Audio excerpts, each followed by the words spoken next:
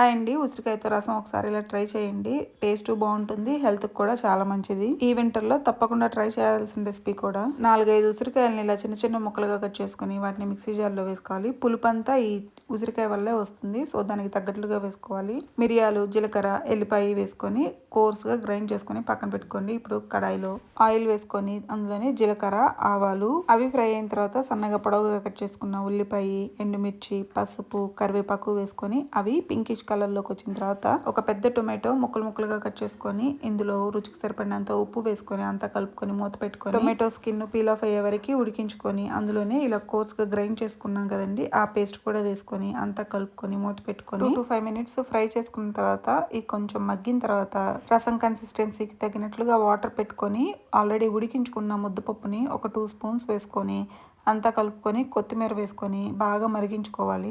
మిరియాలు అయితే కొంచెం ఎక్కువే పడతాయండి, నాకు రసంలో కొంచెం కారం తగ్గింది. బాగా మరిగిన తర్వాత స్టవ్ ఆఫ్ చేసుకొని సర్వ్ చేసుకోవటమే. లాస్ట్లో కొంచెం కొత్తిమీర యాడ్ చేసుకుంటే టేస్ట్ బాగుంటుంది. నచ్చితే కనుక ట్రై చేసి ఎలా వచ్చిందో కమెంట్ చేయండి. బై.